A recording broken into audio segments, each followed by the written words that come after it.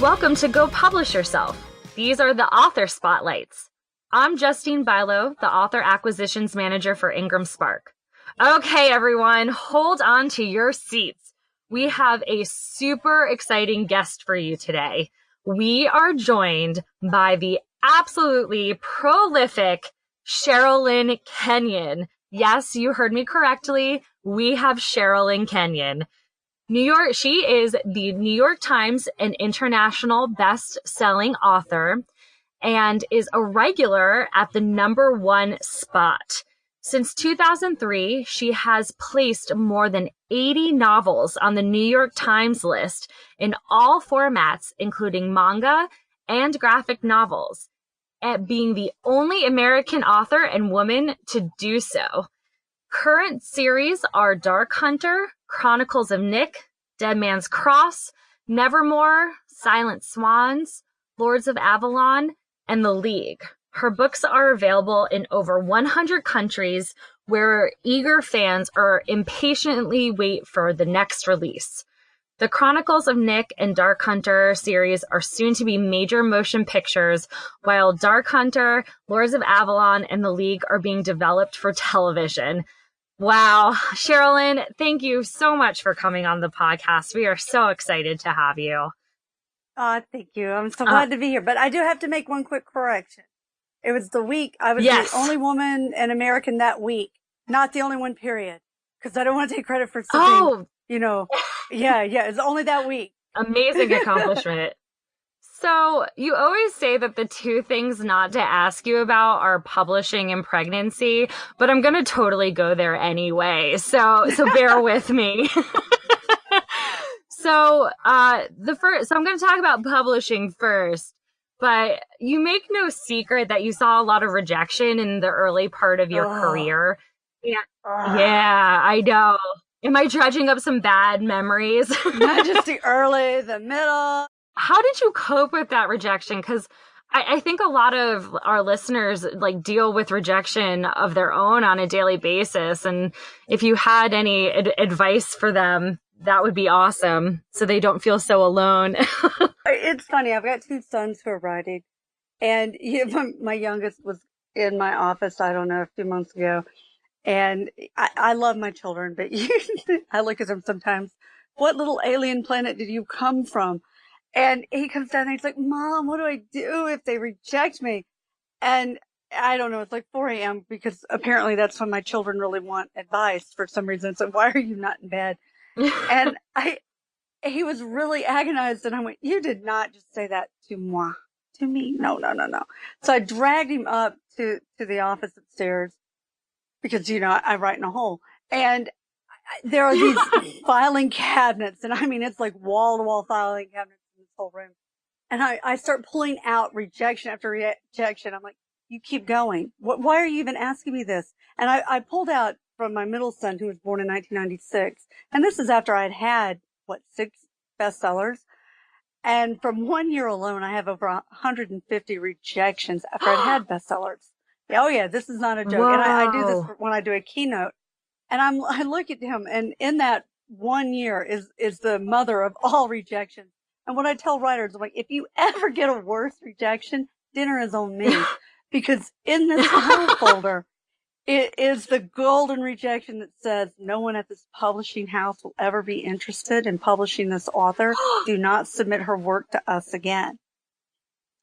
Oh, and I looked at him God. And said, you write another book, you write another proposal, you keep going. If you think I didn't want to hang it up after that one, little boy, you would be wrong. I mean, life is rejection. I mean, we all have it. It's everybody. Yeah. But you're going to miss, what was it Michael Jordan said? You miss 100% of the shots you don't take. And you just keep going. You do what you got to do. And, butt in chair, fingers on the keyboard, you write another book. And that's what you do. You just keep going. What I tell other writers is, for whatever reason, that insanity is in your head. And you owe it to those characters to tell their stories because they came to you. They didn't come to me. They didn't go to Stephen King. They didn't go to John Grisham. They went to you. And those people are relying on you to tell their stories. And it's an obligation that you have, and only you can tell those stories.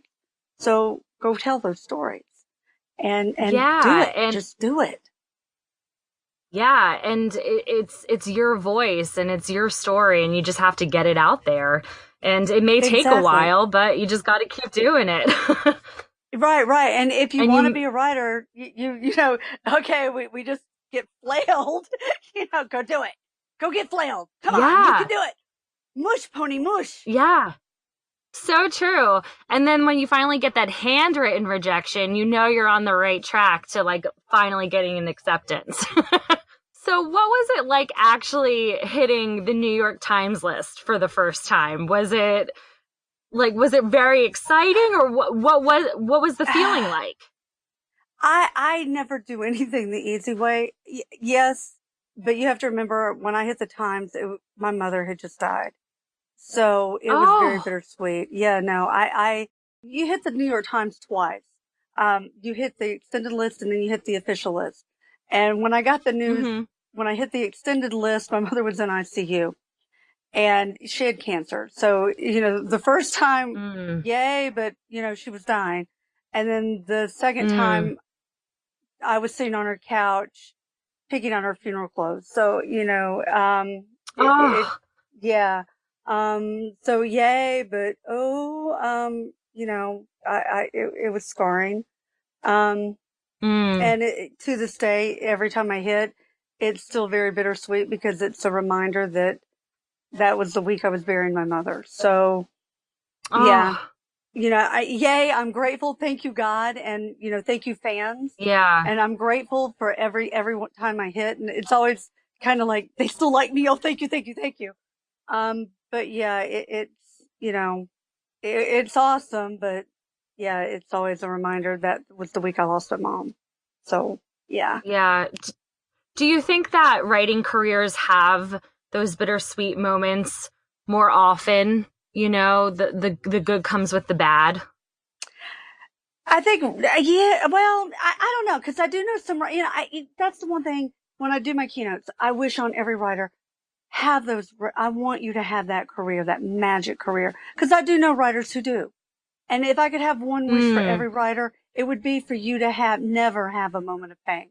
And I wish that, Mm. with my kids, if I could wrap my kids in bubble wrap and put them in this little magic bubble of protection, that's what I wish I could do for every human being I meet, because that's what, God, why does life have to be, we're actually talking on that. Today's my brother's birthday and, my brother who was killed. So, I've had a lot of really trying times, but, the good times are Mm. great.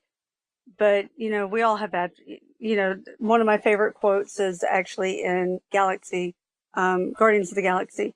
We've all got dead people. We've all got problems. So, life makes you or it breaks you. It's how you deal with those moments. And, my Yeah. father did 5 tours of duty in war. And my dad always rammed home, hey, I could have died at any moment. When you're Yeah. he, first time he went to war, he was 19. And he survived a Wow. battle where 98% of his unit didn't come home, and nothing rams home to you the fact that my dad was one of a tiny handful of people who came home. And it was a matter of, I didn't give up, and he was Mm. wounded, he couldn't speak. He was MIA for, I forget how many months. I wasn't born, at that time. And, his dog tags had been blown off him. So they didn't know who he was. He couldn't tell anybody who he was. And he had to literally crawl to the medics, just wounded beyond wounded. And he's like, the only thing going through my mind is, your mother's going to kill me if I don't get home. So, and, and I think about things like that. My dad was just a boy. Yeah. And, really, how do you ever come to your dad going, well, Dad, I stubbed my toe, and he said, oh, let me tell you, girl, you think you got a problem, you don't compete with that. So you can't quantify pain, and I don't. So, my Yeah. one wish to people is that they have no pain. So yeah, I don't know Yeah. how we got on this really morbid kind of topic, but you know, yeah, you just still, life is life, and breathe and move through and on to better things, right? Yeah. And I love onto it. good stories too. Yeah. So most of your books are published with St. Martin's, which is an absolutely fabulous press. But now you've actually done several indie books as well. What made you want to dip your toes into the indie waters, and what has the experience been like for you as a traditionally published author? Well, actually, I did one of the first ebooks back in I was the first New York published author that actually did an ebook back in the 90s, but way back, like back in Yeah, you were 95, a pioneer. 94, 95. Yeah, yeah, yeah. Which people tend to forget that. It's like, no, I was back there way back in the very beginning when they came out on disc, the floppies. Oh, Yeah, whoa. That way, is way back. When you would for the hand them to people youngins and they're like, what listening. do I do with this? And you're like, you put it in your computer and read it. Yes, there were no Kindles. No. And trying to sell that to people, they were like, "Er, er." You know, you're like, it's the What do I do with future. this? Embrace it. Yeah.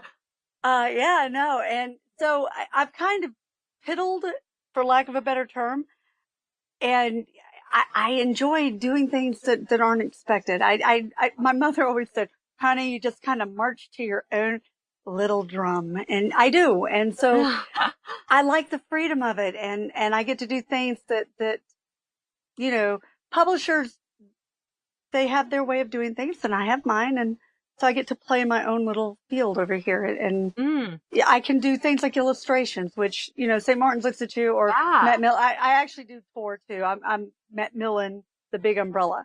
So I do a lot with Tor also. Um, Yeah, but yeah, yeah, I so miss them. Yeah. yeah. And, They're great so yeah. too. Oh, I love Tor. Oh my God. They're amazing. So, but yeah, I get to do things like I can illustrate them the way I want to do and things that, traditional publishers like, but you can't do that. I can do that with you guys, which is amazing. I can put my black and white. Yeah, I work a lot with the Dabble brothers, so I can bring those illustrations in that I want to do Yeah. that they look at me like, no, you can't. And yes, I can. Now it's fun.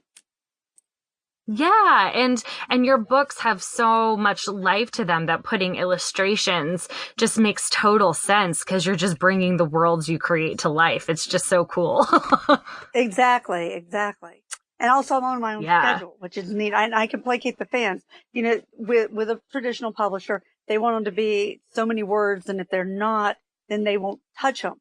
So if I have something like Yeah. Cloak and Silence, which is not quite long enough to be a novel, but it's not short enough to be a novella, so I'd have to either cut it down or make it longer, and I don't want to do a filler, then you Yeah. guys I can do anything I want. It's the length it is, and Yeah. I've got you guys now, so it's awesome. Yeah. And we're just excited to have you. I mean, yeah, Oh, you're thank you, and the wonderful. I fans love love working you with you. guys. The love is mutual, Cheryl, and it's just great. So now here comes the mom question. Have your kids read your books and are they fans? Well, it's weird because I was published before my children were born, and they grew up in a weird kind of place. I remember the first time trying to explain to my kids first what mom does, and we were at Barnes Oh, and Noble, and I took one of the books off the shelf. And I'm like, this is what mom does. And I opened it up and I showed him my picture in the back. Well, I didn't think about the fact that it was a picture of me and the dog. And his little eyes lit oh, up and he was so excited. And he went, oh. oh my gosh. And he ran with the book over to a stranger and he went, look, my dog is in the book. You're just chop liver compared I to the can't. dog. I just can't win. He's so excited. The dog's in the book, not his mom. Okay. I see. And then, another time we were at, oh gosh, where were we? DragonCon. And a couple of fans came up and they wanted a photo of me. And my middle son was like, but she's not in costume. And he couldn't understand why people just wanted a picture of mom when she wasn't dressed up. I was like, oh, they don't get That's it. hysterical. So Oh, yeah, because you're just mom. You're not, I'm just mom. famous Yeah, they're author. like, You're just mom. Yeah. and as they got older, they now will occasionally use it like my mother writes that book you're reading. Want to date? It's like, oh, yeah. Ooh, that's a good pickup line right there. I Yeah, appreciate that. Yeah, they've been known to do that, going, on, on that character you're reading about right there. That's me. That Yeah. series is made Ah! for me. Okay, that's pretty cool. I mean, like, that's a really awesome claim to fame right there. Well, the character's actually older than the kid is. It's like, well, technically you're kind of named after the character. Yeah, exactly. What came first? So, we have to talk about your fans because they are notoriously loyal. They even have their own name. For those of you who don't know, they're called Minions. Am I saying that right? Oh, yeah, Yeah, yeah. Minions. Yeah. Like, there's some crazy stories, like how the Marines were sent in to get you out of your booth at Comic-Con, Oh, and yeah. how you were actually kidnapped by fans who wanted to know the ending of, like, one of your future books. Like, Yeah, that was okay, scary. that is just, yeah, that's just absolutely nuts. But, like, you've got to have, like, a favorite fan encounter that just, like, made you so happy. Like, what was your favorite fan encounter? Oh, yeah, there have been a couple. Usually they're where you don't expect them. One of them was the singer Lisa, where there's a picture of Mm-hmm. her and she's on her way to a concert reading one of the books. That was amazing. One of the best ones was Oh, I was coming through customs, and something about me and customs, they always want to harass me, and I don't know why. Because I think I look nice, but apparently I don't. And all my friends laugh. They're like, yeah, one day we're going to see you up on, I don't know, America's Most Wanted or something. And I'm coming through and they're and you doing also the have regular, quite the like, knife collection too. yeah, but I don't travel with it, you know? Yeah, And this I'm is coming true. through, yeah, right? And I'm coming through, it's the regular, like, we're not going to let you back in America ever kind of thing. I'm sitting here, yeah, I'm just went to Canada and please let me home. My kids will miss me. And she's, it's kind of snarly at me. You're never coming back in.